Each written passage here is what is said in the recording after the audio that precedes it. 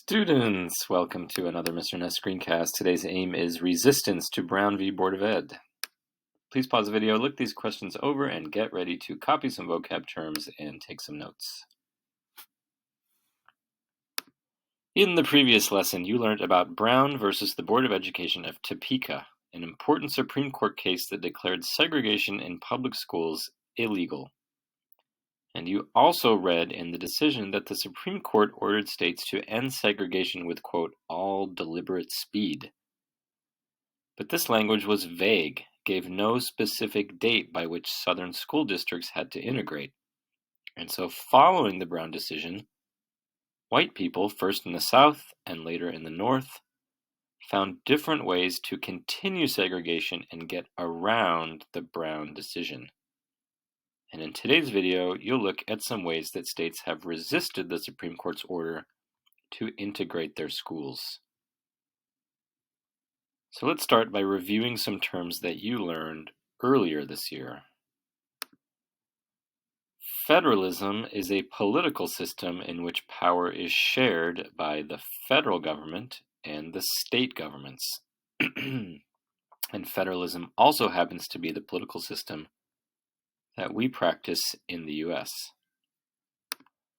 The federal government is the government that has power over all citizens. So, for example, if the federal government passes a law, that law will apply to people in every state.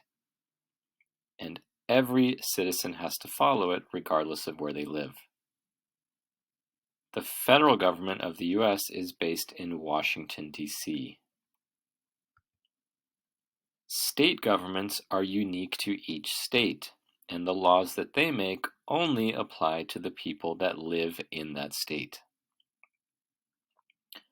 The point of federalism is to create unity among citizens by having laws that everyone must follow, while at the same time accepting regional differences and giving each state some degree of independence to make its own decisions.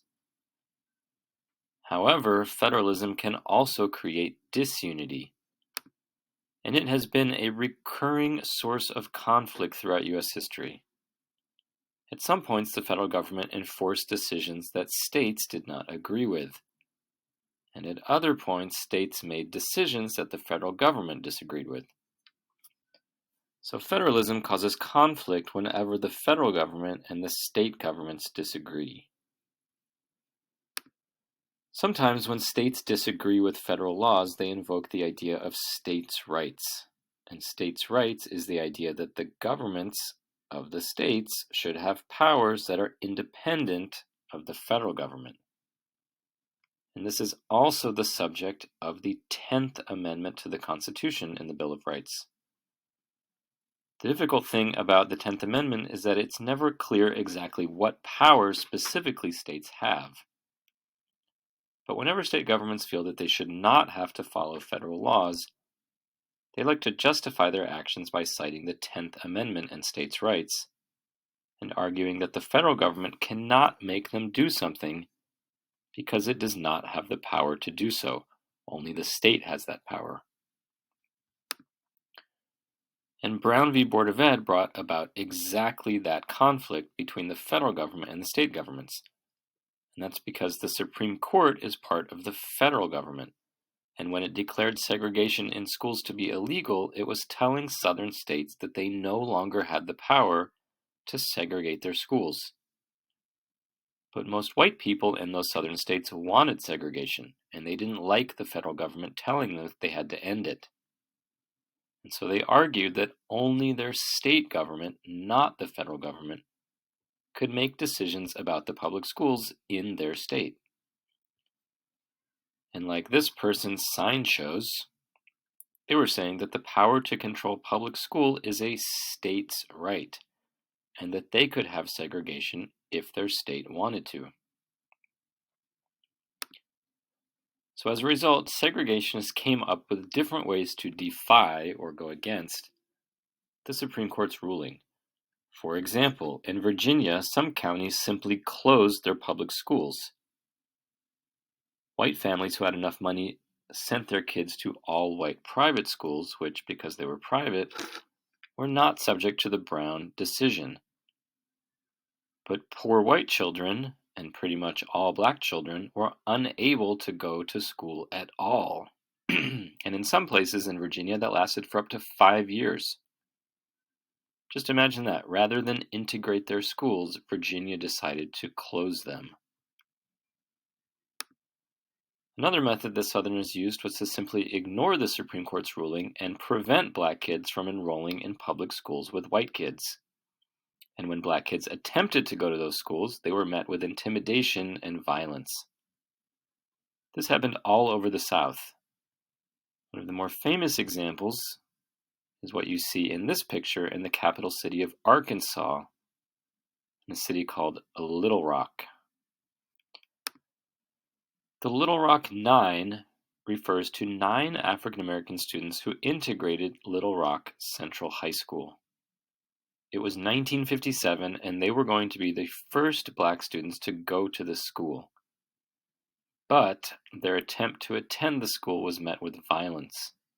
The governor of Arkansas asked local police and state militias to forcibly prevent the Little Rock Nine from even entering the school building. And when those students tried to go to class on the first day of school, police stood by as white parents and students physically attacked the Little Rock Nine and their escorts. You'll learn more about what happened to the Little Rock Nine in class. All right, before we finish, I want to go back to the list of ways that white people resisted integration. In the last unit, you learned about suburbanization. In northern states, which did not have Jim Crow laws, schools were still segregated, and they remain so today. And a big part of this was white flight, which is when white people left cities and moved to the suburbs. You also learned about some of the factors that prevented black people from moving to the suburbs.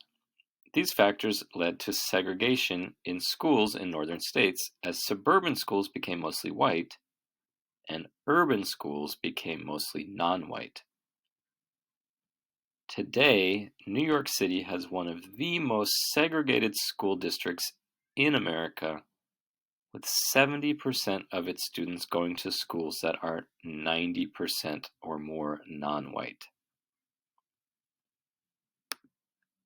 All right, now it's time to review the objectives. If you don't know the answer to any of them, just rewind the video and look again. And I will see you in class. Bye, students.